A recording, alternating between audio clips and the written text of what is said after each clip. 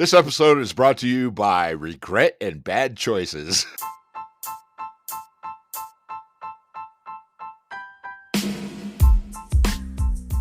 Are you ready? Starting now? Well, now you just messed it up, you knob. God, you know that the shit that we go through for this, huh? I know. Fuckers better appreciate it. When we started, we were just like, yeah, we're just going to do this, man. You know, shoot our wad into the wind and see what happens. What's the title of this podcast again? I don't know. I don't know. Something with a penis, I guess. Right. Our fucking faces are everywhere now. Right. But you're welcome, ladies. Right. Popular with the ladies. Right. Oh, I'm not even going to apologize because hopefully it sounds fucking hilarious. Yeah, totally. This is fucking explicit now. The explicit button. Let me use my finger. La, la, la, la, la, la.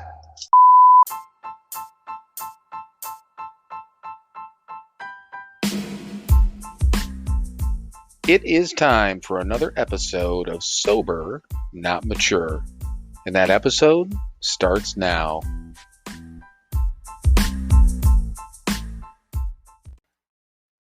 All right, everyone. Welcome once again to another episode of Sober, Not Mature. And first of all, happy fucking New Year, brother. Yeah, happy New Year to you. We're doing some chit chat and didn't get to say that. We're talking some biz, but Right. Didn't get to say that. But yeah, happy fucking New Year to you. So, right. Yeah. All right. So just real quick, I just want to take, we could take as much time as is needed for this, but I just figured we'd take a few minutes and go over all of our New Year's resolutions real quick. I mean, it's just something to talk about. So you can go first and then I'll go second, but go ahead. All of your New Year's resolutions, go. Okay, that's nothing. My turn. Okay, ready? Yep. Yeah, nothing at all. I got nothing. Now, second, let's make a list of all the changes that we've made to this podcast for the new year. Because again, it's new year, new us, new podcast, right. All these changes, right? So, sure. Do you want to go over the list? I mean, I don't know. Yeah, I've got it right here. I think it's on the same sheet of paper, right? Right, exactly. You ready? Yeah, I am. Here they are. Yeah, I just thought I'd have a little bit of fun with that. So anyone who's listened to us for a minute knows that we don't do New Year's resolutions because, nope. The thing of it is, and I mean, the funny part is, and I know we talked about this before, but even before I had the clean and sober mindset that I have now, as far as making changes as they come about, I never made New Year's resolutions, and I don't think that you ever did, even in your past life. No, okay, no. And I don't know that if I was too lazy, didn't believe in them, whatever the case is, I just never did. I never ever sat back and did New Year's resolutions. But now, the biggest thing is that, I mean, if it's okay, so if there is something I want to change, and today's January 2nd, we're recording this, I'm not going to be like, well, I can't do it now because it'll seem like a New Year's resolution. No, I'll make a change today. Oh, yeah. But it wasn't planned as a New Year's resolution, right? Exactly. Well, no, or the other side, now I've got to wait 363 days to make a change in my life. Oh God, that's even better. Yeah. Oh well, there was somebody that said, and I see it every year, but it always cracks me up. It was literally yesterday or today, one way or the other. Figure 2 days into the year, and somebody posted on Instagram, like, well, I guess 2027 is my year. I already fucked up. So right. And every time I think that's fucking hilarious, but it is.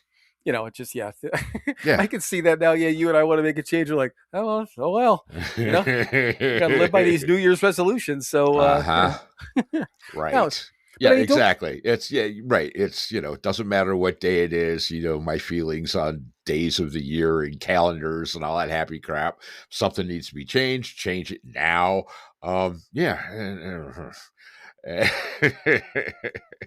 And it's last time I checked, it's a one day at a time thing, and every day is a new day, and every day can be a new beginning if it needs to be, and or if it doesn't, it's still a goddamn new beginning because it's a new day. Right. Yeah. So yeah, I don't care what the calendar says ever. Right. Yeah, I mean, there's some things that I wanna accomplish in the coming months, but there's things I've been like my work thing. We talked about that, the whole thing that we're trying to work on. I mean, Right. I want to get that done. That's in that came into more into light after some of my medical shit because I'm like, okay, yeah, now time is really too fucking short. Right. And that has nothing to do with that specifically. I wanted to do it either way, but I don't know. It just gives me a little bit of a kick in the ass. Oh, real Yep. quick. Yes. So I got my primary care doctor when I went because I didn't have to. She wanted to come in and see me and then refer me to a cardiologist around here because I do need a follow up appointment middle of the month. So I got in to see her, I don't know, week and a half ago. And, she said, she goes, hey, I'd like you to go in and do blood work again. I know you just had it done. I could probably, she probably figured she could pick the chart or whatever. But, I went in last Wednesday. Yeah, Christmas Eve. I went in because I had off that day. And I mean, I saw the results, I think either the next day or 2 days later, or came in pretty quick, but I hadn't heard from her. And I just figured, obviously, off for the holidays, blah, blah, blah. Right. So I talked to her today, and, like, this goes all the way back to me and my leg, and, they were going to the possible circulation, which clearly there was, which they didn't know about, but, right. But, even looking for diabetes or whatever, all these different things that I was certainly well prepared for. But, I saw on there my blood sugar it's on the high end of low, which it was years ago when I had my blood work done. But everything else I thought kind of looked okay, but I'm obviously wait to hear from her, see if I need to make any diet changes, blah, blah, blah. And what she said? She's like, there's absolutely nothing wrong. She goes, everything's good. I said blood sugar. She goes, it's fine. We'll keep an eye on it. Don't make any changes on that end. But she said, whatever you're doing, that's fine. She said your cholesterol, because there's the good and the bad. Right. She goes, those are at good levels. She said, you're fine on that. Everything else, she said, the first thing we looked at, whatever she called it, she's like, that's screened out right away. No issues with diabetes or anything like that.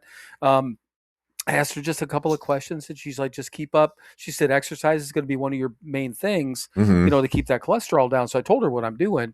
Like even on a day when I'm not going anywhere, I'm walking, 45 miles and this and that. She's just keep doing what you're doing. She goes, I want to check your blood again in, 3 months just to make sure. But she goes, you got your follow-up set up for your cardiologist? I said, yep, that's on the 19th. But yeah, I mean, all said and done. I mean, yeah, my blood work is fucking fine. Nice. It was like I got off the phone with her and it was like this. I wasn't worried about it, but it was almost like this emotional sigh of relief. Because I was just like, oh my Jesus Christ. Because I mean, I haven't been whelmed or overwhelmed with all this stuff, but it's still a lot, it's a lot of things that have been going on, but I'm okay with it. I was okay with it. But I was just like, God damn, because I was prepared. I'm like, who knows, the blood sugar, the cholesterol, whatever. I'm ready to just jump into some other fucking thing I got to deal with. She's like, no, you're all good. I'm like, no, okay. All right then. So yeah, I just got to go, cardiologist because all said and done. I mean, I'm in good shape. Obviously feel great and all that stuff. But I mean, the bottom line is it's still. I mean, I have heart disease, because I had that happen. So I just need to make sure that get his or her opinion on. I think it's a female doctor I'm going to see. I don't know, whatever doctor. Get their opinion on, make sure everything's good and whatever the future prognosis is and what to do and blah blah blah. And I don't know, all said and done, I'm good. Cool, good to know. I know, it's just one of those things. I'm like, hey, really, that's it. Nothing else to do, right? Just do what I do. Okay. All right. So last thing. I mean, I know we want to get into a reading, but what? This is our show. We can do whatever the fuck we want. That's right. Maybe we'll start doing the reading like after the break this year. Maybe, who knows? No, I'm just kidding. But a little worried about you this week, and I'm going to tell you why. Okay. All right. So first of all, you left your house. Okay. I did. That's number one. You also left your city. Okay. I did. Now, hang on. Not only just left your city, but went to another city, kind of far away, far-ish. It's an ish. It's an ish. You went to a place where could have potentially been a lot of people. Yeah. I'm like, There Are were you a lot of okay? people. No, but you took a trip, and I want to I hear about did. it. So it's up to you whether you want to talk about it now or later. But I wrote that down. I'm like, I want to Yeah. hear about Mike's adventure. Well, we could do that after the reading. Okay.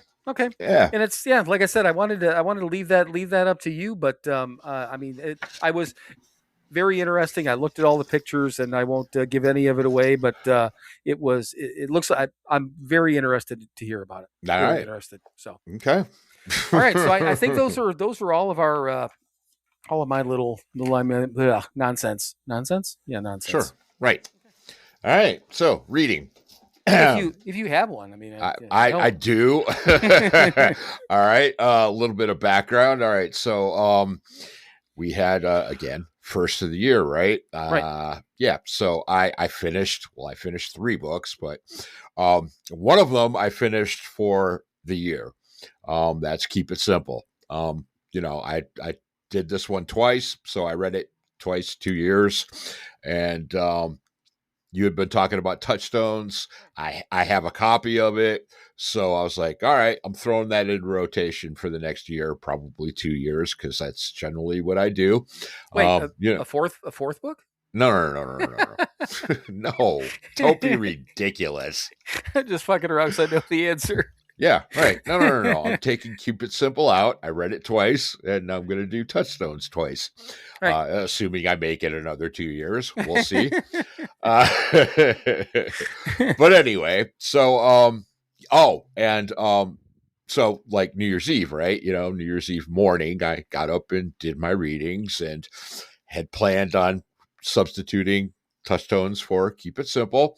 So I grabbed my copy of Touchstones and, pulled it out and went and put it in my nightstand drawer so I would have it for Monday or, New Year's Day morning. And opened it up. I have crap stuck in books. Always do, always have. And, so I cracked it open to see if I had a bookmark in there or if I needed to transfer the one from Keep It Simple over to the new book. And I opened up Touchstones, and you're never going to guess what I found on New Year's Eve morning in my copy of Touchstones. I'm guessing I will never guess. I can't even begin to think. It was the ticket stub of the New Year's Eve, our first sober New Year's Eve. Yup. No shit. No shit. I was like, holy fuck, look at that. Because I thought about that. Number one, I think about that every New Year's now, obviously, because, I mean, that just, we went someplace and then right. I did the whole, you saw my AI Dick Clark thing. So I thought about the stroked out Dick Clark, right. That whole part, which again, it's everyone. We get it. He was in bad shape, but they fucking propped that poor soul up there. Did. Last couple years there. Yeah, it was bad. And I had not watched that in a number of years. So we go to this little sober boogaloo that we went to. Right. And, Mike's like, we had either out, it was before midnight, but I remember you on the drive home, you're like, yeah, looks like we're going to get home in time to see a stroked out Dick Clark. Right. And I'm like, what the fuck are you talking about? And he's like, just wait and see. And right. He didn't tell me. And I mean, I know who Dick Clark is, but I had no idea how, I didn't know his health condition, but I had been drunk for the last, really drunk for the last, probably handful of New Year's at a minimum. So I get home and we turn the TV on and I'm like, holy fuck. That's just, I felt bad. I felt bad for him because I'm like, why are they doing this man? I mean, it's just like, it was almost like a bad cartoon making fun of him it was fucking terrible. It was terrible. I can't stop laughing about it because of how the setup was. Yep, gonna get home and they just stroked out Dick Clark. And we did. So anyhow, I'm sorry. That was a side note, but it makes me laugh every fucking year. So okay, go ahead.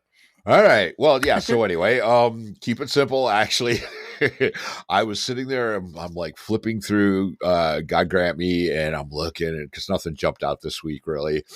And I'm like going, fuck, I think I did that one. That one sucks. I think I did that one. That one sucks. I think I did that one. That one sucks.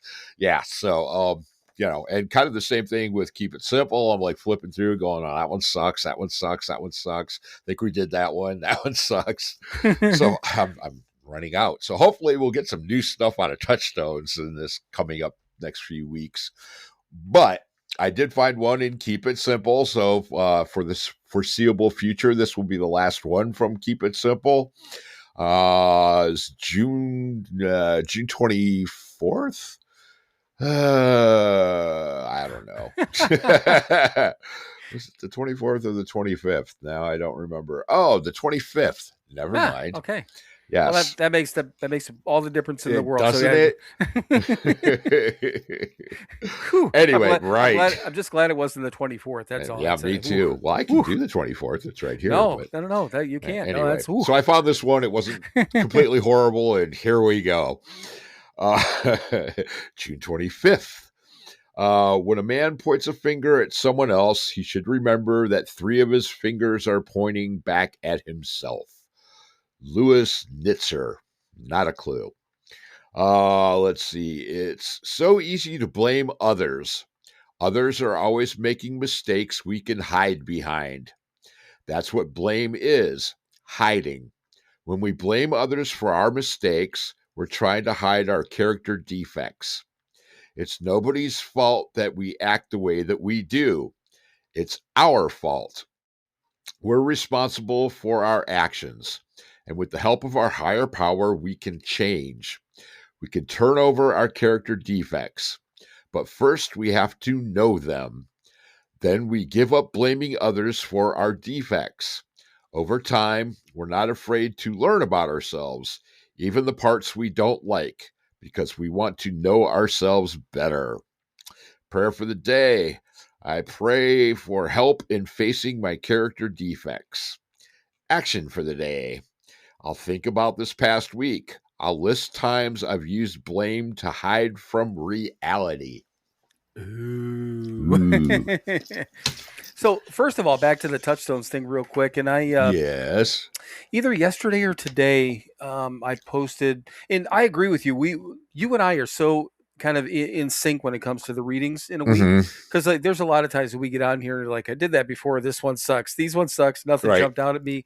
And I'm like, I usually agree with you on that, because I'll sometimes I'll go into my photos and I'll just spin back and grab one from whenever, if one of them doesn't really jump out at me, so I did that at least 3 times this week, which is not out of the ordinary, but it happens. But then I didn't know when we were talking about it, I didn't know how long I've been reading Touchstones, but at a minimum, at least a year, because I had posted the one from either New Year's Day or today last year. It came up as a memory on Facebook, and I'm like, well, I've probably been reading that for a year and a half.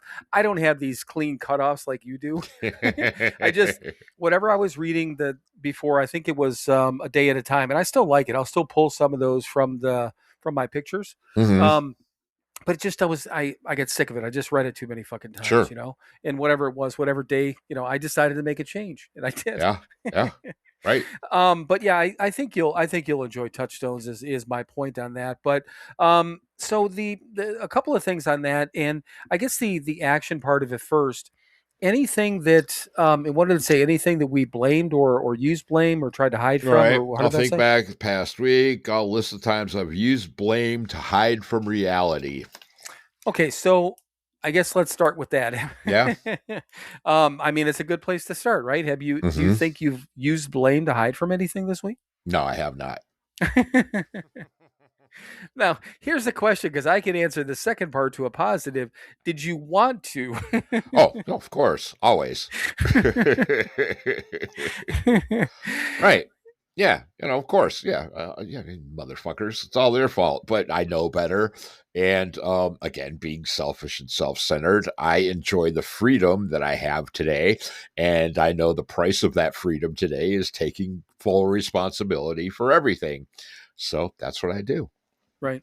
Yeah. And it's it is really, really easy. That and it's I don't know. It's part of it is part of me. I know it's certainly part of my makeup and my past and everything like that. Right. I mean, yeah. When something happens, my immediate thing is that I don't want to take responsibility for it. I certainly don't want to take I don't want to take the blame for it. Right. And all the fucking time. And again, and we're round to that corner again, on now 16 fucking years. Right. And it hasn't changed not sometimes, every Mhm. single time something, whether it's of significance, happens where Mhm. I could or would like to, that's my first thought.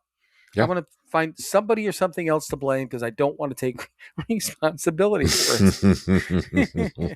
And of course, that old saying, when you're pointing at somebody, three fingers pointing back, blah, Right. blah, blah. I get that. But, so, and I don't remember, I guess I don't remember thinking about this, or if we had talked about this before, as blaming others is hiding. Did you always consider it that? I mean, like, since with the whole sobriety thing, have you considered that to be, did you understand that as a hiding thing or no? I mean, probably not first couple of years. But yeah, clearly, yeah, because you're not taking responsibility for it. And so therefore you're hiding your fault. And, yeah, hiding again, responsibility. God, there's a fucking word you just can't get away from. Right. So yeah, of course you're hiding. Yeah. Trying not to be seen. Whatever. Here I am. Look at me in all my glory.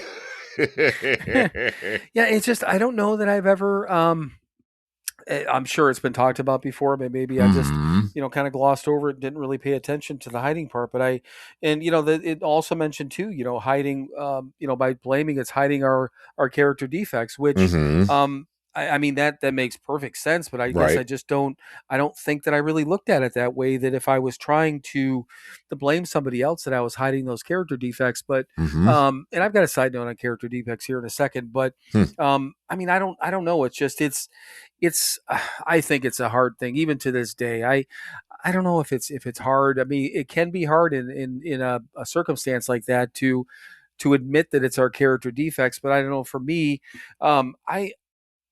if nothing else, it's kind of like knowing that I'm an alcoholic, and knowing that there's a solution, and knowing I'm part of it is the same way I try to look at my character defects. They're not pretty. They're not glamorous.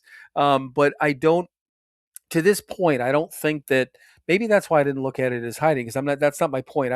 I want to blame somebody else, but I really wasn't thinking about trying to cover up my character defects. I like to recognize them because I know how bad they can be. If that makes any sense. Yeah. Yeah. Okay. Yes.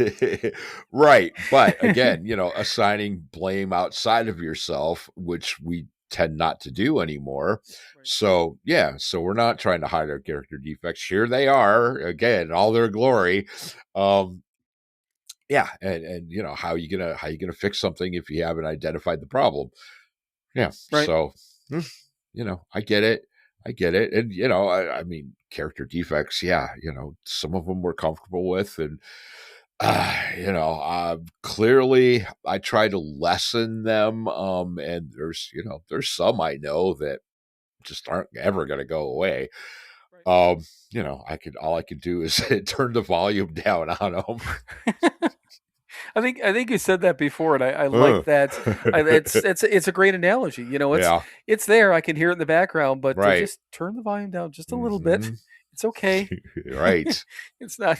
I'm not like playing it like it's fucking death metal anymore. As I'm driving down the road, go but yeah, I like that though. Yeah, I really do. Turn the volume down on that, because the thing of it is that and I know that.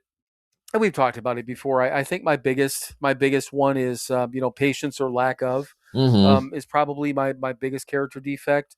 I mean, there's others, but I think that's the one that's probably the most glaring. And I could still get into where I can feel less than, or try to compare, and all that. And it's to people that again, it's this fucking social media shit that a lot of people get tied into. I'm far better than I used to be, even a few years ago when we first got into this. Because I mean, I had been on Facebook, and you get on fucking Instagram, and that's like Facebook on super steroids, or super meth, or whatever you want to fucking call it. It's crazy, It's just more, and it's a louder volume.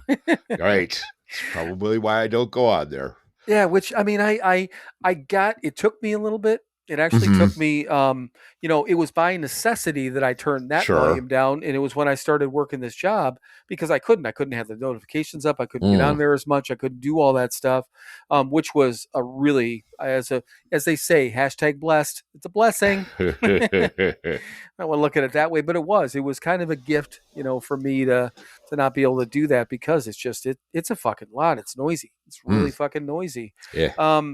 But then, I wrote down too, responsible for our actions, which I don't have any issue, and I don't think you have any issue with being responsible for your actions these days. But man, I mean, how long did that take us to get to that point? I mean, what do you think? Year, 2 years to really get? Yeah, easily 5. 5. Yeah, to even approach. Yeah, getting any sort of handle on it. Yeah, absolutely. Yeah. And I laughed at that to begin with, but then I'm like, God, that's probably, I don't think that's far off now that I think about it. That's, so I'm thinking where I was at 5 years, and I think it's some of my actions at, 5 and 6 years. And I know certain things in my path and how I've reacted to certain things. And I'm like, oh yeah, you're responsible for my actions. Yeah, okay. Or, wanting to face, things the proper way, whatever the case may be. But, yeah, I mean, I don't think, but then again, who knows? Again, if we make it around for another, 2, 3 years, 5 years, whatever the case is, maybe we'll look back at that, the 15th year and be like, oh, yeah, that was, remember that 15th year? Remember that shit you were doing then? But, yeah, you know what? And, it's kind of funny because the blame thing, I had a work has been, it's the common topic with me, and I can't wait to just, I want to, part of me just wants to, I can't explain what's happening, not saying I won't explain. I can't explain that downturn. I don't know what's happening. Sure. And, it's like my manager was like, well, we don't know. I'm like, part of me is like that's what I want to blame. I'm like, it's your fucking job, Right. It's like if I was a baseball player and I kept striking out, you need to tell me what the fuck I'm doing. Or I'm a quarterback that, keeps throwing interceptions. What am I not seeing? I'm missing something and I don't know what it is and I can't figure it out. It's driving me fucking nuts. So yeah, with that I want to blame. But you know what? And another, again, slowish month, whatever it was, blah, blah, blah.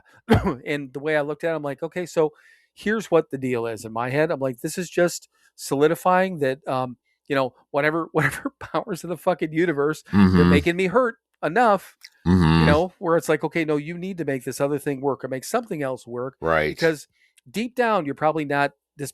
I'm not saying this wasn't a good decision for me to take this job. Right. I was going back into something I knew. It's easy. It's the same thing I did when we came out of the Keating Center. I was looking for sales jobs and this and that. Couldn't find a job. And, the first fucking place I applied was a collection job. I got the job and got hired, because that's what I do and that's what I know, Yeah. And this was something different and blah, blah, blah, but it's the same old fucking shit. We were talking about, I think we were talking about the, dress up a pig, pig in a suit type of thing. Yeah. That's all this goddamn law firm is. It's a nicely dressed pig. It's the same fucking thing that I've been dealing with for 30 Still fucking pork. years. Yeah, it is. It's still a fucking pig, and I've been dealing with it for 30 fucking years, and I didn't learn. Again, I can't. It's not really a regret thing because it's allowed me to do the things I want to do. But seriously, I think it's given me enough pain where I'm like, okay, yeah, no, I need to get this fucking straightened out, whatever it is. Yeah. Because it's just not. It's not worth the. Life's too goddamn short. That's all. That's Yes, all I got to it say is. about that. It's just too fucking short. Yep. But anyhow, so what else with the reading? I mean, first of all, I liked it. I like looking at these little things like this that are definitely big things. But what else? Anything else with the reading? No, I don't think so. I think we covered it fairly well. So the real quick thing on the character defects, and there was somebody on speaking of the noisy Instagram. I think it was today or yes, probably was today. Somebody, and it's somebody that we know, and I'm not gonna name the individual, but had this post about character defects, and this individual seems to be really kind of lately. I don't want to. Well, maybe attacking might be the wrong word, but really pushing the envelope at some of the, I'll call them the isms of Alcoholics Anonymous. Yeah, and character defects is one. It was like, why are we forced to face, or even what are character defects, and why are we forced to admit that we have these things that don't. What I'm just like, oh my god. And then the word, like the word alcoholic was brought up. Well, what is an alcoholic? This and that, blah blah blah. And I'm like, oh my god, this person's kind of going in this weird direction. And again, it's somebody that we know. Okay, Right. and I'm just all I'm going to say about that part of it. Yeah. But part of me, I just want to be like, the same thing with this other fucking, knob ass that we've been talking about for a couple of years now with trying to change the word. Why do you fucking care? If it's not your thing, just leave it fucking be. Right. Why do you have to go on Instagram and try to fucking bash something that works for millions and millions of people? I don't understand it. And I mean, granted, I can do exactly what I did, is scroll. I don't understand how it'd be like, I don't know, pick anything that you and I, let's go with the, I guess an easy one, because we just talked about it a little bit ago, the non-alcoholic beverages. We were talking about this before we got on. Right. Just so everyone knows, if we haven't made it clear, neither Mike or I have ever had, or probably ever will have, a non-alcoholic beverage, other than tea, soda, water. Right. Yeah. The basic ones. Right. Yeah. These soft drinks we will have. Yes. But this whole new thing and this whole new trend, we're not on it, because right. Two things, right? It kind of goes against the mindset and the ideals, I would say, right, of Alcoholics Anonymous. Yeah. But on top of that, I think both of us, I know I'm of the opinion that if I start drinking an NA beer or an NA spirit or an NA wine, if I like wine, sooner or later, I'm going to get to the point and I'm going to be like, why don't I just have the real one? I mean, this tastes really, really good and I'm getting nothing from it. What's the fucking point? Right. I don't trust myself. I just don't, but so that would be the fact that you and I are, I'll say, against only in the fact that we don't do it. If we get on social media and just started bashing fucking non-alcoholic beverages, would be kind of the same concept, right? Sure. It's not our thing, but it's a thing for other people. And there's plenty of people that quit drinking, and that is a help for them. They were like, okay, I enjoy this, and I'm able to do this, and this is my quote unquote fix, and I'm good with it, and it doesn't threaten my sobriety. Well, fucking more power to you. Right. Yeah, absolutely. Yeah, but it's just, right. Not for me. I mean, first of all, I mean, yes, I liked a good bourbon. Absolutely. Don't get me wrong. But I liked crap bourbon too, for other reasons. And yeah, I just, whatever. I mean, I've flirted in my mind with, I loved Guinness. I didn't drink it very often because, it wasn't like huge alcohol content. And so why the fuck would I drink it? But I really liked the flavor of it. And there's a non-alcoholic Guinness. Right. And I've thought about, maybe I'll try that one of these days because I really liked the taste of it. And it's been so long. How the fuck would I know the difference if it tastes much different than the original? Right. But I haven't done it yet. It's not like I'm going to go out of my way. If in the future I'm somewhere where there's a non-alcoholic Guinness there and I'm in the right frame of mind, I may try one, but I'm not going to go to the store and buy them, and, non-alcoholic vodka. What the fuck is that even, Right. Potato water. Well, there was a, and I know we had talked about it because it was before we started doing this, but, and I could probably easily find the episode and listen to it again and get more detail on it. Not that it matters, but they had the original Sober podcast that I listened to. She had a guy on talking about the whole distilling process of non-alcoholic hard alcohol. Yeah. And basically what they do, they distill it the same way, but then they have to reprocess it again and take the alcohol out, take like all the stuff out, and then I guess somehow filter out the alcohol and then put everything else back in without the alcohol. That was the concept, like, to keep the flavors and everything in it. So it's basically like, I don't know if you want to call it double distilled or this and that. It was interesting when I was thinking about it. And he said that you're still going to get trace amounts. And he was talking about certain foods that have alcohol in them. Whatever the trace amounts, he goes, it's equivalent to this, blah, blah, blah. I mean, you got to figure, that was 4+ years ago that at least I'm guessing, just because it's such a big business and the process has gotten better. Mhm. But same deal. It would just be weird to me. I don't get it, but I don't get Yeah. any of that stuff. Right. But so Guinness, where's the main factory for Guinness? Ireland. Okay. So, well, whatever, and I can't remember whatever city in Ireland it is. That's what I Mhm. couldn't remember Right. not that it really matters. So there was and I don't think you and I talked about this. Maybe I read an article or heard it on a podcast. So what Mhm. the deal was is with this, and this might have been a few years ago or even a couple years ago.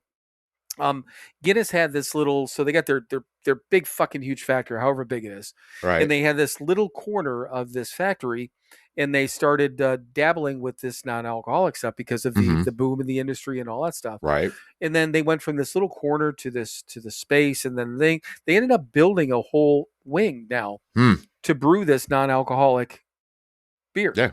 Right. And because of the popularity, they were fucking floored, apparently, Right. with it. And it's turned out to be big business for them. But there was something I was thinking about this the other day because I heard something about it. Well, two things is that for the first time, there's an article that I want to read up. I'll get to that later. But I Mhm. think this year, and I think this was on the Sober Curator, this year was the first year since whatever year, I mean, years and years and years and years, Mhm. that alcohol consumption as a nation dropped by a certain percentage, Right. as a nation, Mhm. which I thought was kind of interesting. I know there's not just a lot of, Gen Zers, but there's a lot of people that are making health choices for doing it. Some Mhm. people drinking less, whatever the case may be. Right. But it was like the first time, literally, that there hasn't been growth. It's been a decline, and it went to a pretty substantial percentage the other direction, which I thought was kind of interesting. But I do know that the non-alcoholic beverage side of things has grown just ridiculously. Right. But anyhow, so back to my original point with that is that I don't understand why people are bashing our shit. We're not bashing your shit, so fuck off. Right. But yeah, it's just I thought about it. I'm like I don't understand. And it's like I said, this individual.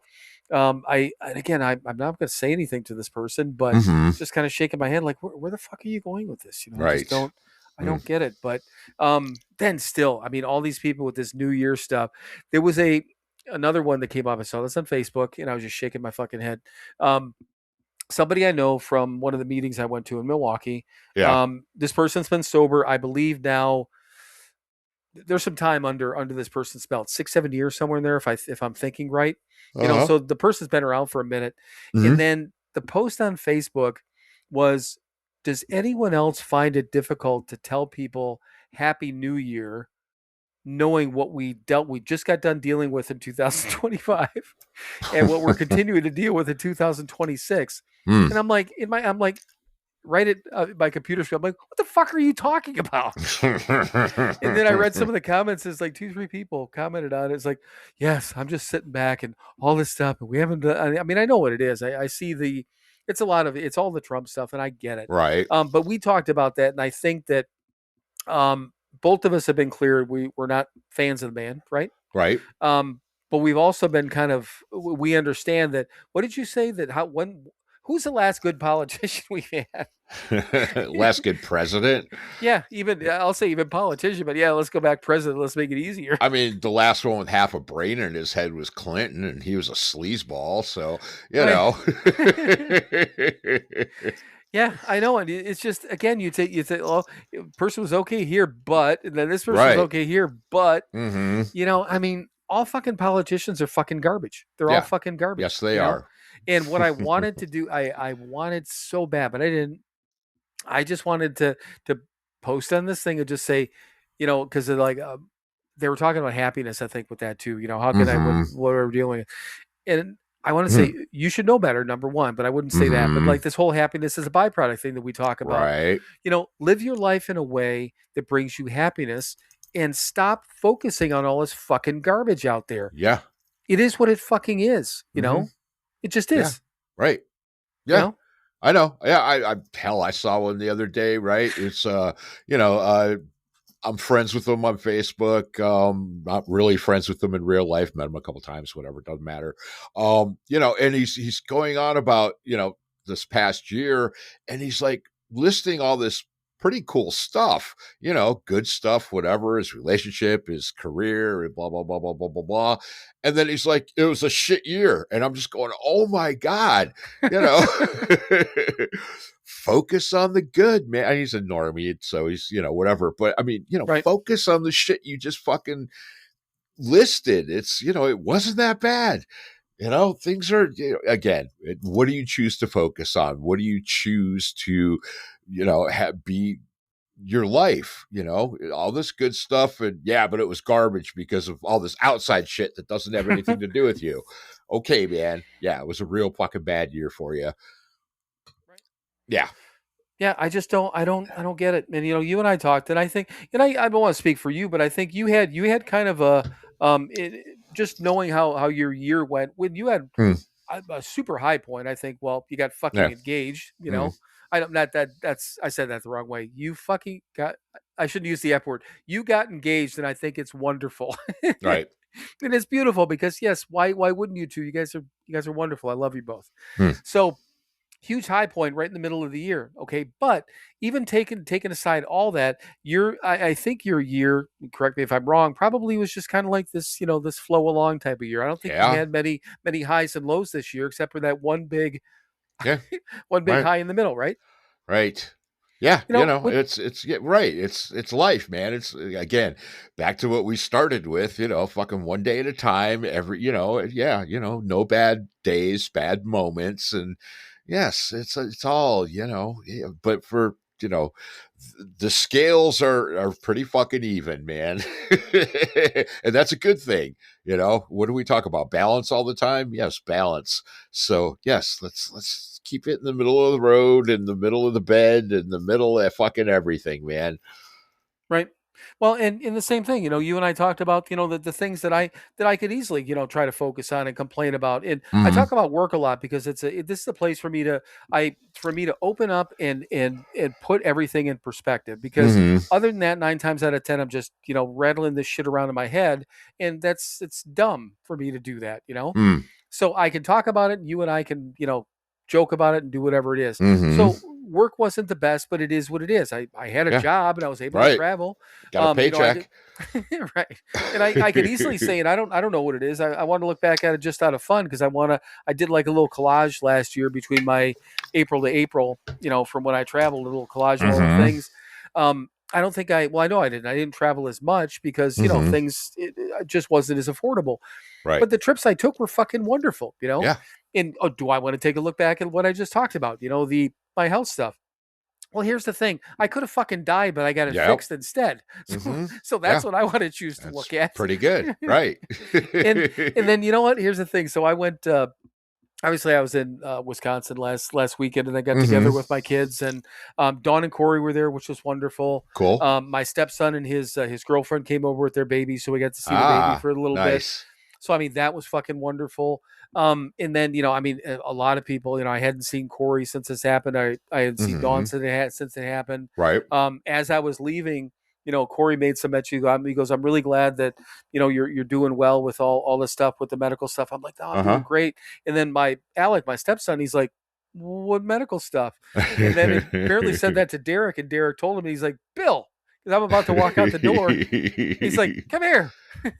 So I, take this, probably 15, 20 minutes to tell my stepson everything that happened. But the thing of it is that I was in a room full of people, that truly care about me, right. And the same thing, I was in a room full of people at Thanksgiving that cared about me, and Christmas that cared about me, right. And things like that. And just people are, I don't know, this is a life we have, and I'll say we, because we have had, 15, almost 16 years of, well, maybe not all that time. So take out the first, couple years when we were getting our feet under us, right? Whatever. We've had a number of years where we've been, doing the next right thing and trying to make our little corner of the world a better place and whatever. And you know what? Regardless of what happens in the world and in life, and in 2025 versus 24 versus 26 and fucking wherever, think about that's what I like to think about. I know you are. I know you do too.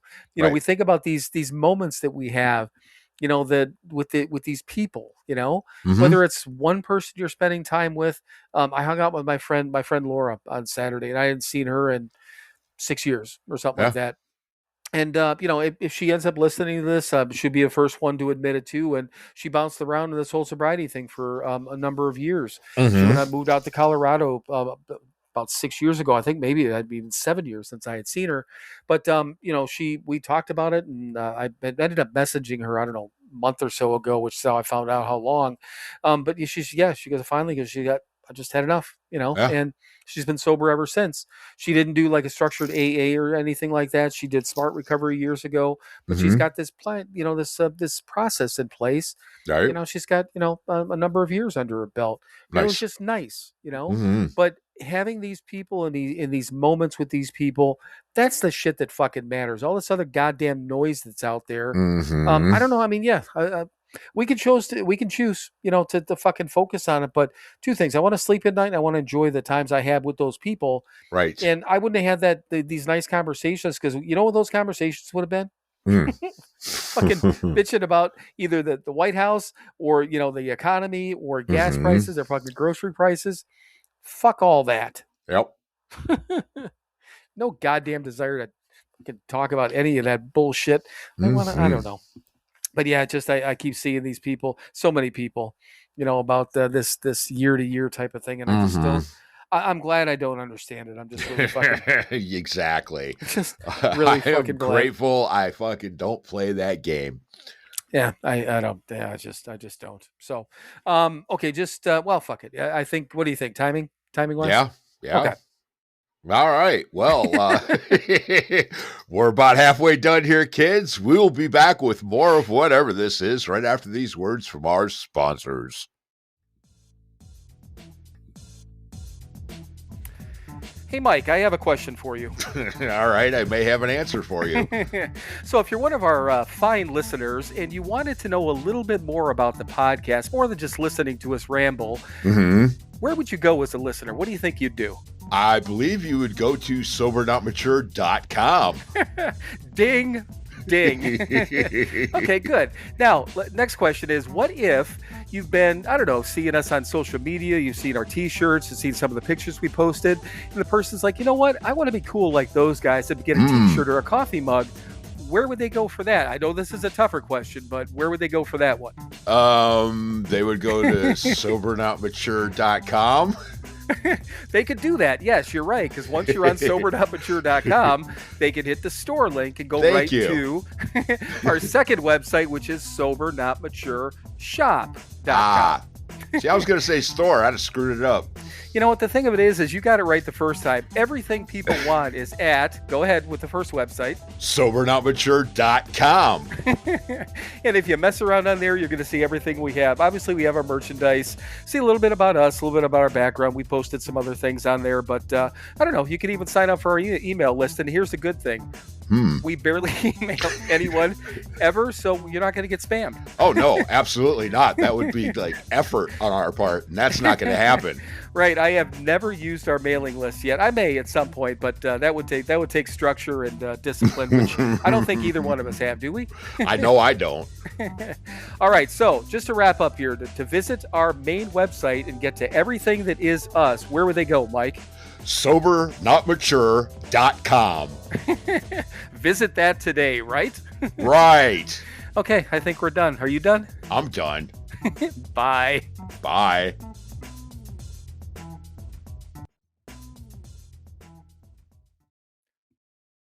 All right, everyone, welcome back. Hey, look at that. That was on the time split, the 45 to or 40 to 44 to 45. Yep. I figured it out. I only went like 6 seconds. Come on. That's a new year, new me. Okay, so real quick question, and I know that I know you don't get into the whole dry January thing. Why would we, right? Why would either one of us? But the thing the question that I had, the reason I wrote this down, did you ever, with the exception, I know you went into, like, prior to this run, I know you went into, like detox or rehab facilities or wherever you went at those times. Did you ever, outside of that, take a planned break, like a dry January concept? Did you ever do anything like that or no? Fuck no. I thought that was the answer, but I just didn't know. I just had Ah, I had no idea. So no, no. yeah, it just I was going to be surprised if you said, well, not really surprised, but it would have been Yeah. something that we had never talked about before, Right. because it never happened. Because it doesn't exist. Right. And you know what? I never did either. The only time, and I mentioned this before, that that I didn't drink for an extended period of time was when Mhm. um, my daughter's mom and I, when Pam and I lived with my dad, Yeah. and we just didn't drink because, you know, we were living with him and he didn't drink. Right. You know, so, and that was probably from, you know, we lived with him technically for not quite a year, a little bit under a year, Uh-huh. but I know we came back to Wisconsin for Christmas time, and I know both of us were drinking then, because I hadn't drank in like 6 or 7 months or something like that. Right. And you know how, I mean, I came straight out of college drinking like a goddamn fish. Uh-huh. Then I don't drink for 6, 7 months. And when we were at this Christmas party or get together with friends, Mhm. I mean, I just fucking drank my ass off, and Right. Of course. it was a fucking mess. I did not drive home that night because I couldn't. I could barely walk, let alone drive home. But Uh-huh. so that would have been like the only break. But I didn't. It was just, you know, a circumstantial break, I guess, if that makes sense. Sure. Because Yeah. I didn't. It wasn't me. I'm not trying to, you know, minimize whatever it was. I didn't drink during that time frame, but Mhm. it wasn't. I can't say that. Oh, I decided that I was Right. going to not. No, it just Yeah. we lived with them, so we didn't drink. You know, Right, just was exactly. what it was. So Yeah, and what, early 20s, so I mean, we could still do that sort of thing. Well, I couldn't, but normal people, yes, you know, early on in your disease, whatever, yeah, you know, you can stop for a short period of time, which Right. 6 months definitely is. right. Yeah, and as soon as you get the opportunity, you can fucking get all kinds of hammered. Right. Yeah. And I did. I mean, it was never a problem not drinking when, and there wasn't any obsession there. So Mhm. yeah, I mean, that was very early in that. Right. I certainly wasn't, I couldn't have been, you know, physically addicted at that point. Right. And I don't even think fully mentally addicted yet, Uh-huh. you know, but it was just, I was brewing. It was brewing Oh, down, yeah. Oh, down yeah. there at the bottom. But because yeah, when Pam and I got our place, which probably would have been, um, April and May of that following year, Uh-huh. probably somewhere in that range.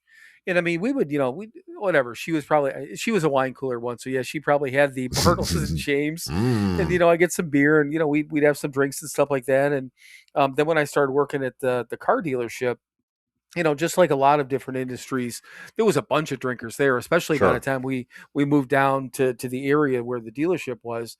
You know, then we had friends that lived in the same complex. One guy, Doug, he was a big drinker, so yeah, we used to get together with them all the time, Mhm. and then, you know, go out with people. So that was easy. You know, once Yeah. we got back into that groove, and Right. you know, yeah, like you said, get all kinds, what'd you say? Get all kinds of hammered. I did. And I did. I absolutely did. Mhm. But okay, so I want to hear about your trip, your All right. great adventure. All right. Well, let's see how to start this off. Mad Magazine. Did you read Mad when you were a kid? Oh, did I? Oh, yeah. Yeah. Absolutely. Okay. Yeah, all fucking over it. Yeah. Yeah, right. Exactly. Me too. Mad Magazine was you know, shaped a lot of who I am. Uh you know, how I look at the world, how, you know, whatever. Yes, with humor and with an eye going, things aren't quite right. And let's laugh at that, because what the fuck else are we gonna do? Right. Yeah. So, I knew about the Norman Rockwell Museum in, I believe, Massachusetts, someplace in New England, put together this show, like a year and a half ago, of original art, all this really cool stuff from Mad Magazine. I remember reading about it online, going, "Wow, that's really fucking cool. I'd love to be able to go there." You know, it's, yeah, whatever. It was Massachusetts at the Norman Rockwell Museum. Well, the first place it went to after that was the Cincinnati Art Museum. It got down there, I don't know, about a month ago, and it's going to be there for another couple months. And I'm like, well, I got the time, I got the resources. It's a 3.5 hour drive from where my house. I'm going. So I did. I went down there and it was just fucking amazing. Yeah. It was, I mean, there was like some new stuff and whatever. It was the entire history of the magazine from the mid 50s until a couple years ago when it, they're not really doing anything original anymore, unfortunately. But it was just tons of original stuff from the magazine. I mean, paste up pages, hand drawn, it was all original art. So hand drawn stuff from like the 50s and 60s and 70s. And just amazing, cool stuff. And I went down there and I didn't go to any other part of the museum. And I spent about 3.5 hours. Oh, wow. Really? Yeah. Okay. Yeah. Just, staring at shit. I mean, one of my absolute favorites was Don Martin. Just loved his stuff. And I mean, to be an inch and a half away from his original shit from the 50s and the 60s and the 70s was just amazing. Right. Jack Davis, who is just an incredible artist, one of my favorites. He's done movie posters and magazine covers and album covers and just prolific as hell, and was one of the major artists in Mad Magazine. Just looking at his original, pen and paper drawings, again, an inch away. I mean, the shit's, in a frame behind glass, but I mean, walk right up to it and look at the fucking lines and just amazing stuff. So yeah, it was wonderful. I'm super happy I got to go down there and do that. And fuck, man. Yeah. If you get a chance, go do it. If Mad Magazine means anything to you. Right. Well, yeah, and it was kind of funny because I saw the first picture of the the WKRP thing, and it just, to begin with, it completely. I wasn't thinking right away that you were off work, and I'm like, because you've done this while you've been out driving. You'll stop at some random place, while you're out working, in your truck. Yeah. Then I'm like, how the fuck did you end up? And I'm like, oh shit, that's right, he's off.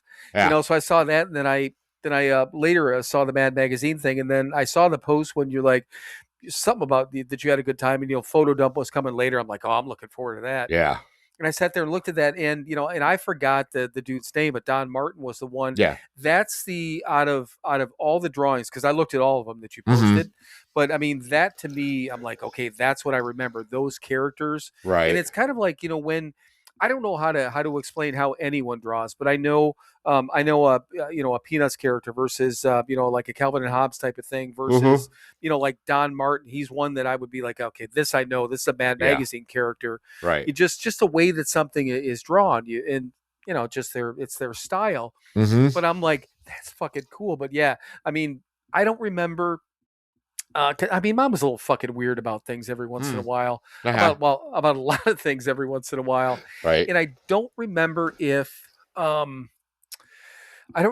was ever an issue with us having Mad Magazine or Cracked or anything like that, because we had both of them.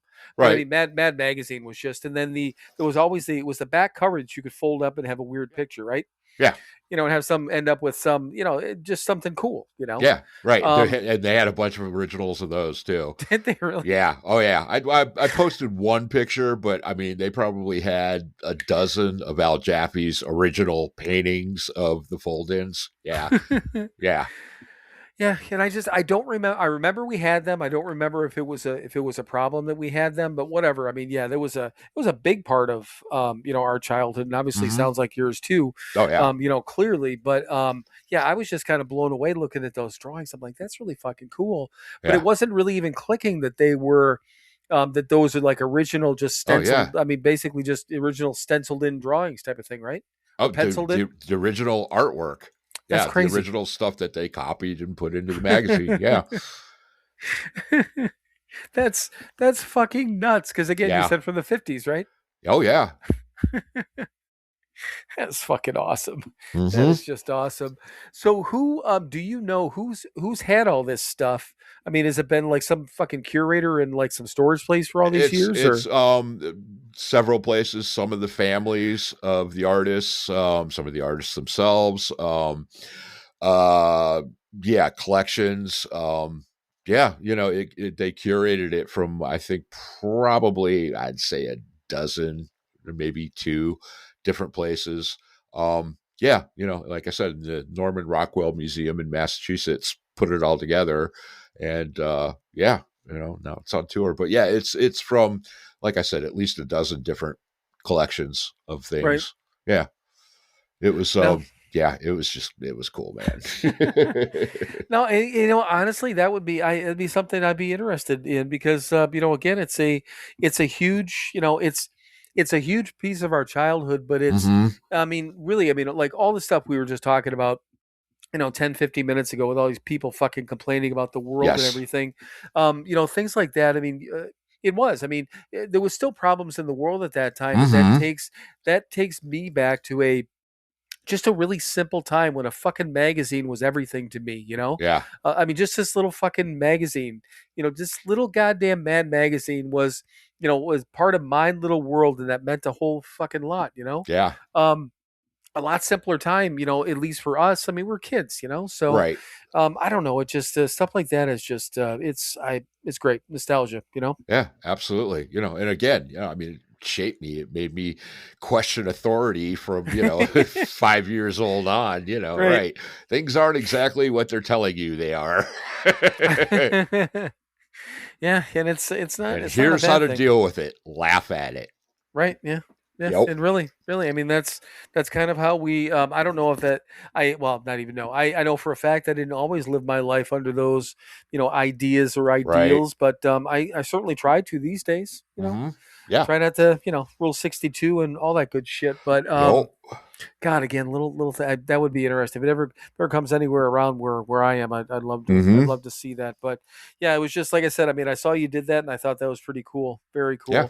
So the building that you took the picture on, that was where the WKRP was shot too. Well, yeah, the exterior shots, clearly it was filmed in LA, but yeah, that building was the building that they used, the Flem building, uh, was the fictional home of the mighty WKRP. Yep. Yeah, that was just great. And when I originally when I saw the picture, it threw me off, and then it kind of clicked at what you were doing. But Yeah.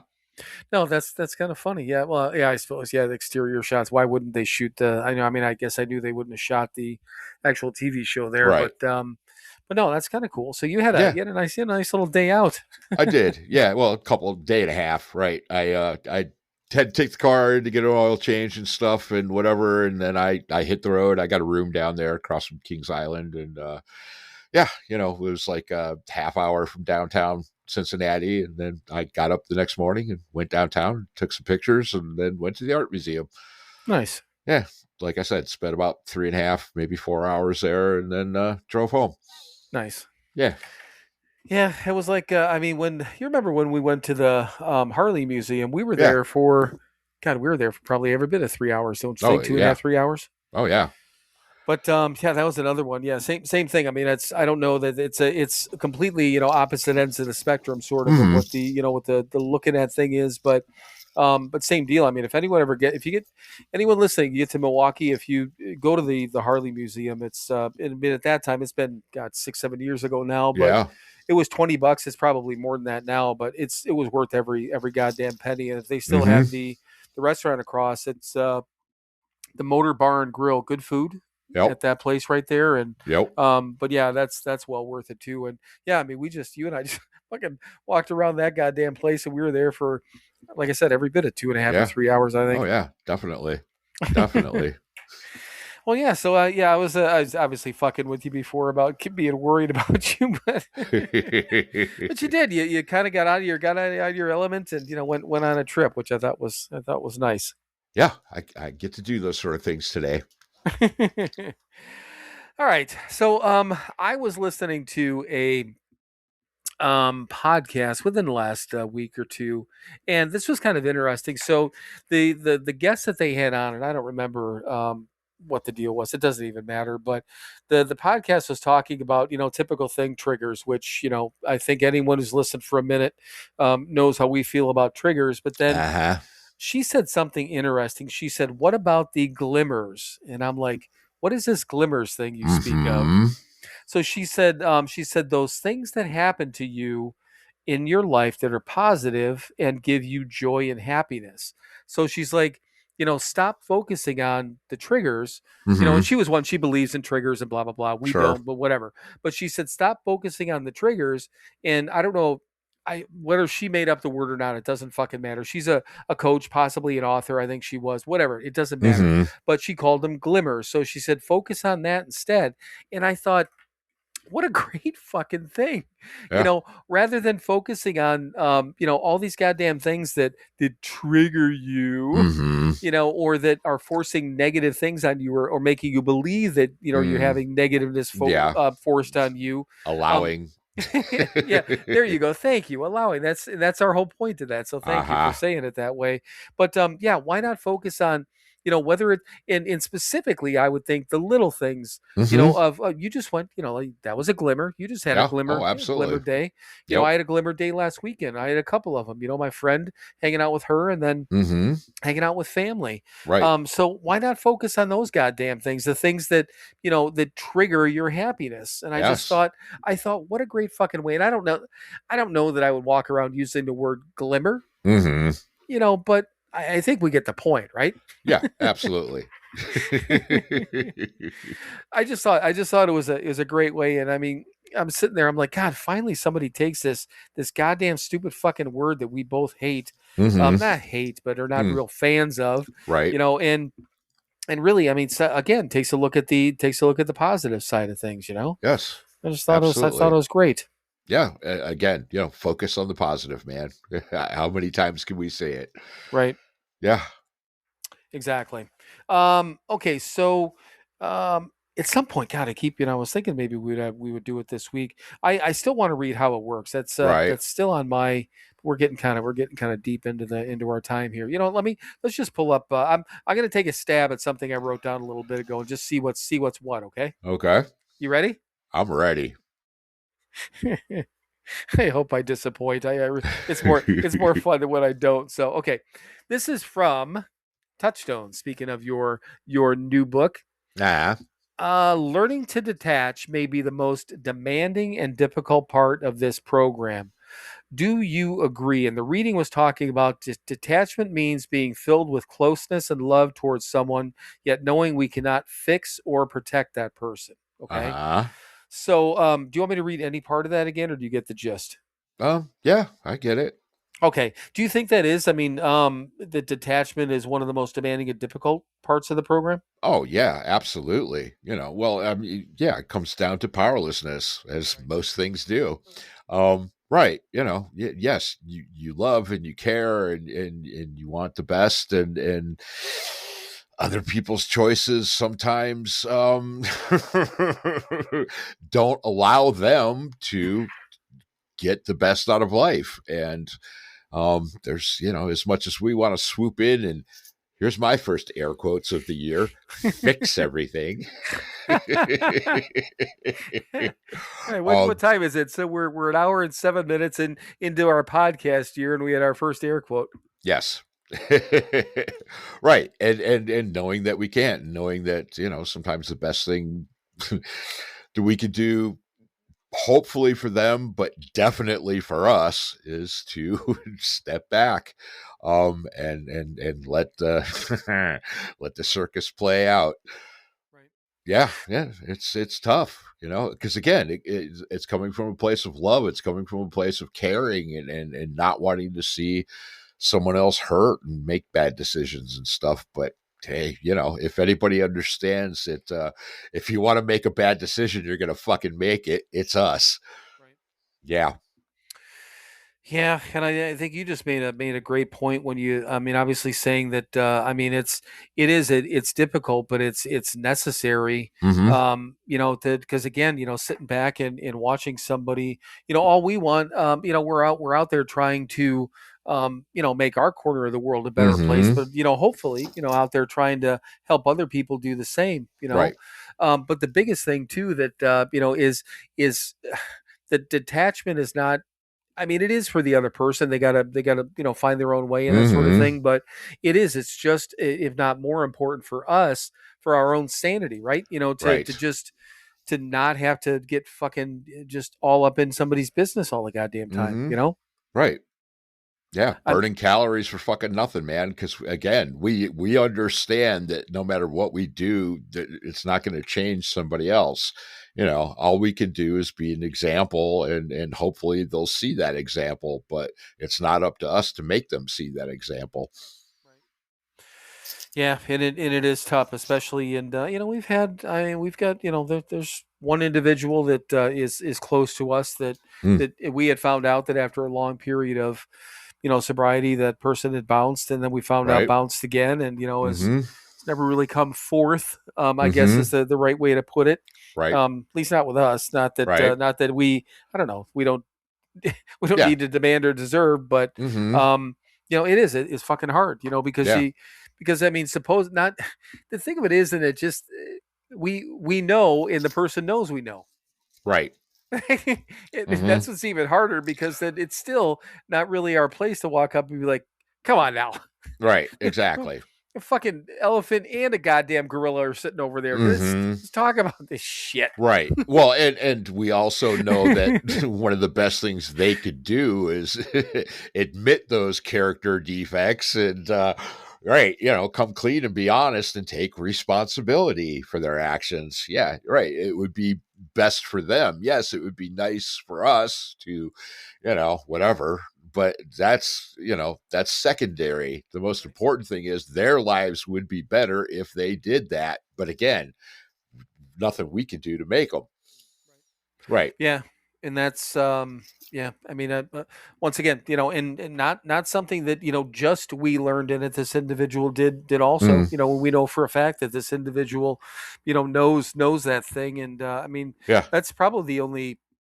I think the only example of anyone in my life right now that I can think of. I mean, I've had friends Mm-hmm. over the years, and I mean, well, the shit. My friend Sarah, that now Right. has now passed away, but Right. she had her ups and downs years ago, and it was hard even after all said and done that she and I reconciled our friendship. The Mm-hmm. initial incident was never talked about. Right. I wasn't going to bring it up. Mm-hmm. And I figured if she ever wanted to bring it up, and she just never fucking did, and Right. I let it be, because what am I Yeah. going to do, Mm-hmm. And I didn't let I didn't hold a grudge against her or anything like Sure. that, because that would have been fucked up too. Right. Yeah.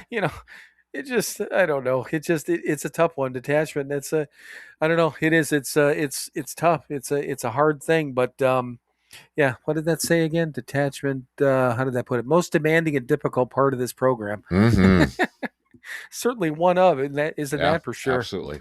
Yeah. It's in the top 10. It might even be in the top 3. Yeah. All right. So this has to do with something from the Danny Trejo book, but I had a question on it too.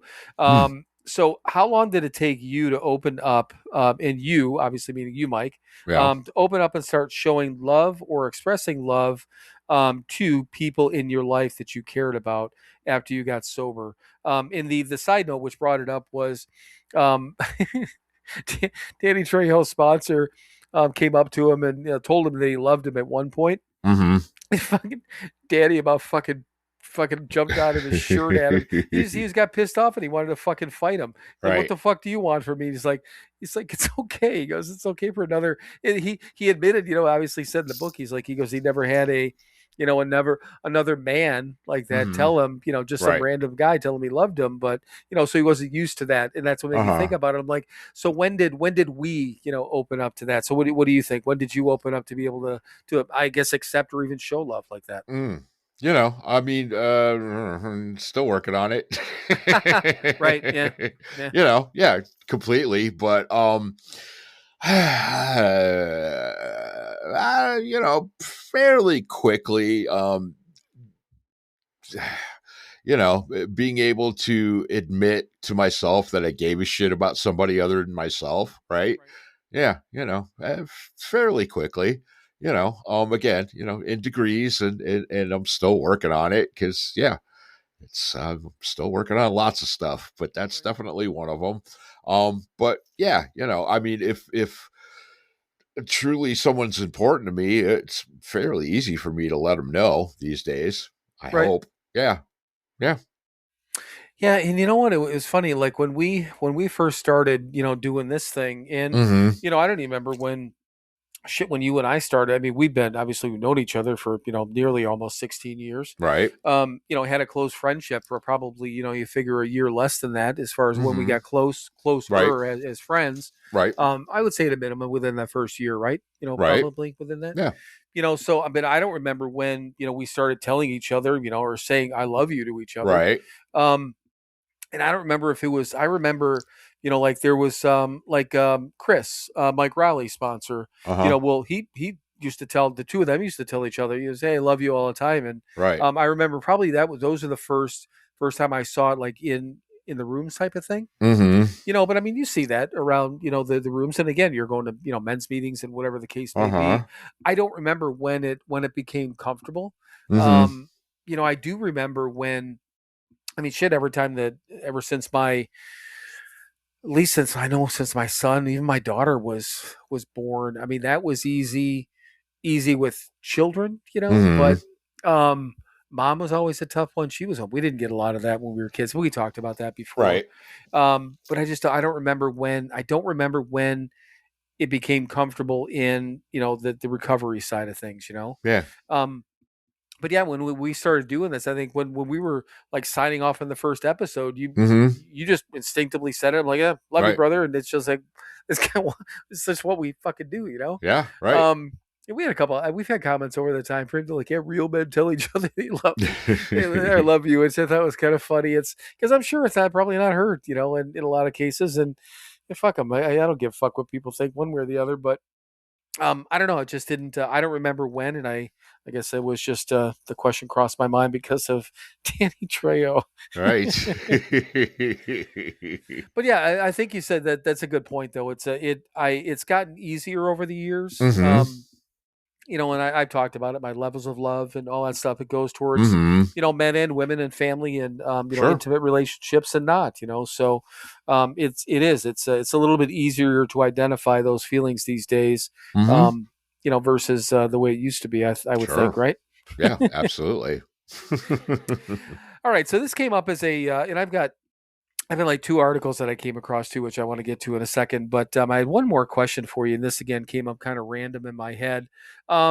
Explain what a geographical is, and I believe you did geographicals before, and Yeah. did it work? So I guess explain for our listening crowd what a geographical is, Right. and then does it work, or how did it work for you?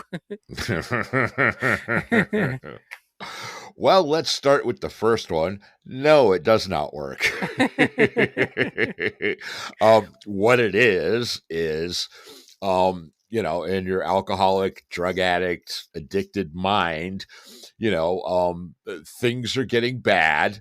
Why are they getting bad? Because you're making them bad, because you're making bad choices and blah, blah, blah, blah, blah. But whatever, wherever you're at, the world's caving in on you because of your lifestyle or your choices. And right. So, if I could just get out of here, if I could just go over there, things will be better. Right. And the reason that doesn't work is you take you with you. Right. Right. So just changing the the scenery does not change the writing of the play. So yes, geographics do not work. Yes, they it's temporary fix, because all of the problems that you've created for yourself in one location, you've left those behind in that location for the most part. Not completely though. But then, so you're in a fresh set of, whatever. And, well, the people don't know you and what an asshole you Right. are. And so you get, chances and opportunities that you wouldn't have got if you stayed where you're at because you already fucked everything up there. But you soon start making the same bad choices and you still have the same bad behaviors and you get the same result. So yes, geographics do not work. Yes, I did them. Yes. And I took me with me every fucking time. And and lo and behold, the same goddamn problems occurred in a new place because I was doing the same things. Imagine that. Well, and I think we've heard stories where a lot of times people, and you brought it up, it kind of made me think about it but you just said it, the people don't know you wherever you're Right. going to. Mm-hmm. So, I mean, I think we've heard, I actually know I have, on podcasts and stuff like that, heard stories where that geographical change turns out being worse because people don't know them, Right. because there's no, people don't even realize that, they need to put some brakes on or whatever the case is. And then, you're acting a fool because nobody knows any better. And Right. it could end up being worse. You know what? I never made a geographical because I didn't have the ability to go anywhere. Really, it's not that I wouldn't have done it. Mm-hmm. I mean, I was in, I went from when Pam and I were in Ohio and I worked for the dealership. We went back to Wisconsin. It wasn't to run away from anything. We thought we were going back there for an opportunity and family and blah blah blah. Sure. And then I don't want to say stuck, but I mean basically I was rooted in Wisconsin, and I mean I probably would have tried to go someplace else, but I just couldn't, Right. I mean, I ended up going out to Ohio to get sober, but that was a whole different story. Wasn't, running out there to run away from my problems. I was actually I was being taken there for a solution. I was almost said that I went there for a solution, but no, I didn't. No. I was taken there. You were. For a solution. To all the fucked up problems that I was leaving behind. Right. Which I think that one, and again, that has not to do with the drinking part of it, but I think from a recovery standpoint, staying in that area and trying to do some, IOP or whatever it was, I'm convinced that would not have worked. Right. Because I just, there wouldn't be anyone there to fucking babysit me, and I was in a safe place. And we've talked about it too, which still kind of amazes me when we had talked about it, whatever it was, 6 months, 8 months, a year ago, about the fact that neither one of us can remember having, true cravings in the Keating Center. Right. Which is kind of spectacular when you think about it. But I would think that has, if not everything, a big part to do with what a safe place we were in, right? I mean, it had to have, Yeah, absolutely. And So- and the mindset. I mean, at that point I was fucking done. And Right. I think the change of scenery was good for you. And God, yeah. Yeah, right. Yeah. Yeah, you're stuck in this old fucking factory. Hi. Yeah, and I was just in any place we went. I mean, I was just so skittish. I mean, I really was. I didn't know what to do with myself. Right. I didn't really have that thought pattern, that mindset, because I was scared of. I think for the first time in my life, actually. Scared of the consequences. I didn't have any fucking place to go anyhow, Right. But I couldn't get fucking kicked out. Nobody's gonna fucking take me in. I wasn't ready to be homeless. I Right. don't think I had the wherewithal Right.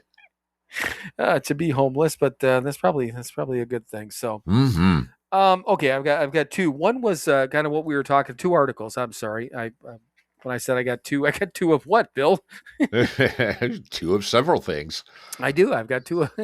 Balls, said the queen. Yes. If I had to, I'd be king. Hello. Right. All right. So when I was talking before about the alcohol being dropped and blah, blah, blah, did you hear about Jim Beam stopping production? Yeah, I did. Of course I did. I figured how could you not? Right. But so for anyone else that didn't hear this, and the first thing I thought about was kind of what we were talking about before, was just the lack of demand and whatever, which it kind of was. But so basically, as of if I'm guessing most people out there knows that Jim Beam is a bourbon, but anyhow, it's a bourbon, and a very popular one from that standpoint, or for that matter. but they January 1st, according to, they were pausing production at its main distillery, and they're doing it for 1 year. They have an all-time high of 16.1 million aging barrels of bourbon in its warehouses. 16 million barrels. Still not enough.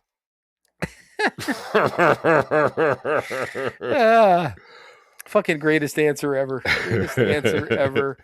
But they said, yeah, they're going to stop for a year. And to begin with, okay, so it employs 1,000 people. I think they're going to spread those people out to different places. I think some people might get laid off, blah, blah, blah. But apparently what happened was, the first thing I thought was that, again, less people, or people drinking less and blah, blah, blah. But I guess that may be part of it. Don't get me wrong. But apparently part of this has to do with the tariffs. Right. Yeah. Well, because they're not exporting it like they used to. Right. Yeah.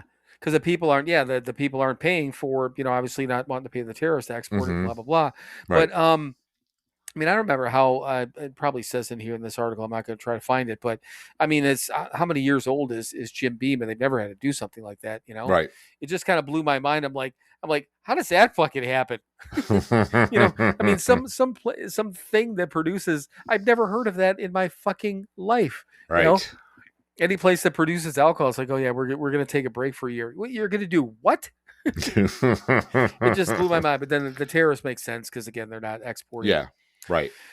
All right. So, last thing here. This is one of these other stupid articles I find every once in a while, but psychology says people who become more difficult to be around as they age typically adopt these 9 behaviors.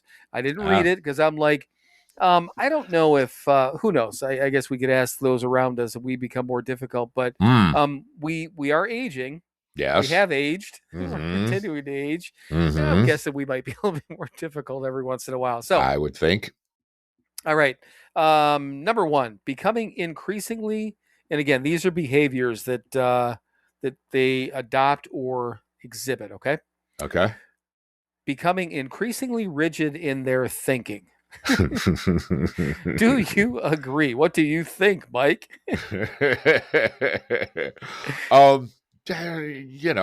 Probably a little bit. Right. Just because, I know, I think I know a little bit of right and wrong and that sort of thing, and things that work and things that don't work. And I think that comes with age, and with age comes wisdom, hopefully. You figured a couple of things out. So, but on the other side of that coin, I'm still open-minded and still willing to learn. But I'm not going to I'm not going to swallow some bullshit just for the sake of swallowing it. Right. No, Right. and I agree with that, because that is the thing. I think that holds true, that I am, and that was, you put that really well, know some things and age, and hopefully a little bit of wisdom and that sort of thing. No. But, I think, I know we have to, I was going to say not everyone has to, but I think we have to be, open-minded. We have to be in order to do this thing. So I don't think we're completely rigid, but I think that it holds true. There's a good percentage of that probably holds true. All right, the second one, clearly we're both going to disagree with, but dwelling constantly on the negative. We just talked about that, so we did. Yeah, that's right. Exactly. That is not a good thing. Right. Don't do that, kids. But I think it's kind of funny because I didn't read this list before, but the fact that's on the list, and literally we were just talking about. So this is just some random fucking list on the internet, which means this is a normal thing, which we know. I mean, you and I aren't dumb. We know, that is a normal thing. But God, that kind of surprises me that that's an accepted part of this list. But yeah. So no, we strenuously object to that. Yes. Number 3, withdrawing from social connections. Yeah. This starts off, after I retired at 62, I noticed something troubling. Several colleagues I worked with for years simply vanished. No more coffee meetings, no return calls, nothing. I noticed something disturbing. Mike never answers his phone anymore. I never did. I know. I never did either. But so do you agree with that? I mean, withdrawing from social connections? I mean, partially or no? Well, yeah. That would be focusing on a positive. Right. Right.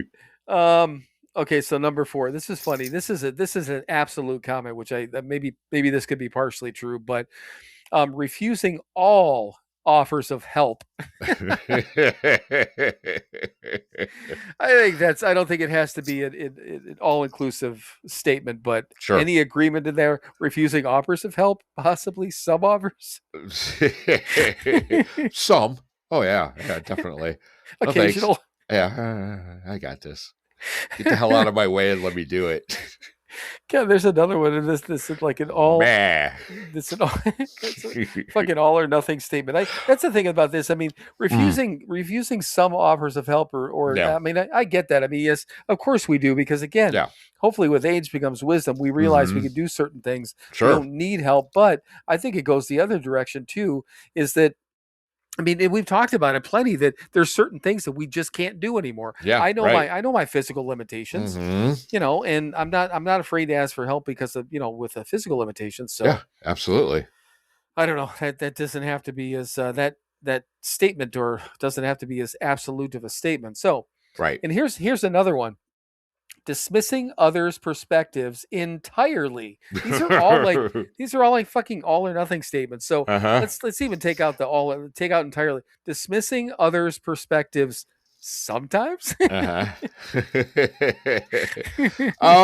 No, not too much of that one. I think we're pretty good on that one. I mean, you know, I'm not going to dismiss your perspective. You're fucking wrong, but but I understand where you're coming from.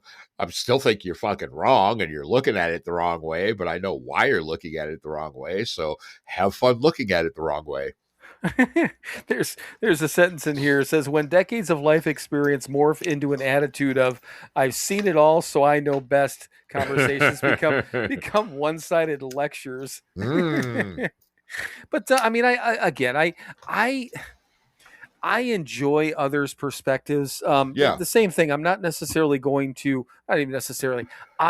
going to agree with everyone's perspective, but I appreciate hearing somebody else's perspective. Yep. You know, and you know, I think that everything we've talked about this, you know, over these last, again, coming up on 4 years of doing this. I mean, this whole thing just doing this podcast, being on Instagram, on this whole sober network thing, has brought in a lot of different perspectives that we, not that we agree or disagreed with, just didn't know they were there, you know? Right. Yeah. So, exactly. Again, these all or nothing entirely. Yeah. Fuck you and your entirely. Okay. Fixating on, this is number 6, fixating on how things used to be. I've got an opinion there. Okay, what do you think? I mean, yeah, don't do that. Right. You know, that shit changes clearly. Right. Yeah. You know, it used to be this way. Yeah. Well, hey, it's not anymore, old man. Fucking move on. Right. I mean, even in my stuck in the mud fucking old man bullshit that I've got in my head, I know better than that. You know, shit is different now. You know, I don't have to like it, but I have to accept it. Right. Yeah. Yeah. And I was going to say that, I mean, that almost, the first thing that came to my mind was that dangerous, you know, that it could be dangerous for us to fixate on how things used to be again, whether that's fixating on how we used to be before we got sober, or, you know, oh, things were really good back then and things were fine and I can handle this again. And but when it comes to music, it's okay for us to fixate on the old music though, right? Well, yeah. Oh, absolutely. It was, okay. Yeah. Okay, good. So that's the one thing we can fix on. All right. So, goddamn, this is another one. Controlling, number 7, controlling every conversation. Again, these are so fucking all or nothing. Right. It just these are just stupid. I'm guessing you don't agree with that, because I know for a fact that you don't do that. No, so. Of course not. No. Okay, this is just dumb. Yes. Okay, this last one, I know second to last one, I know we both disagree with. Developing a victim mentality. Nope, doesn't work. Yeah, you know what? I mean, we've come the opposite of that. I Yes. think both of us, I believe, we talk about that almost every episode. Uh-huh. I think had more of a, not even more of, but probably always a victim mentality Yeah. before he got sober, right? Oh, absolutely. Yeah. Everybody, right. This world is doing this to me. No, it's not. All of you people. That's right. Okay, last one. Criticizing everyone else's choices. Oh, Jesus Christ. Yeah. No. No, Right. I know. Yeah. Again, yes, I see people making bad choices all the time. What am I going to do about it? Right. Criticizing their choices is, again, burning calories, man, that I don't fucking have. Right. And, again, that somebody else and somebody else's choices falls into the people, places, and things. Yes, it does. We cannot, and I have no desire to try to control those fucking things. So, nope. That was mildly amusing, but that was a dumb list. I'm just gonna, yes. I'm gonna go. I'm gonna jump right out there and say it to myself. That was a dumb list, but I don't know. If nothing else, worth a couple of chuckles for the new year. What do you think, Mike? Absolutely. Ha ha. Thank you for patronizing me. I appreciate it. All right, that's our first time patronizing one or the other this year, so yes. I appreciate that too. Mm-hmm. All right, so I don't know. I think looking at the time after my dumb list, I think it's definitely that time though, isn't it? It is. It is. Right. Well, thank you everyone for listening to yet another episode of Sober Not Mature. As always, be kind to each other, be good to each other, go out and do something nice for somebody else this week, and don't tell anybody you did it. Now, from the bottom of my heart to the depths of my soul, from the beginning of time until the ends of the earth, always and eternally, fuck you. Now it's time, kids. It's that time. It is time for you to fuck off. Then keep fucking off. Keep fucking off till you get to a gate with a sign on it saying, you cannot fuck off past here.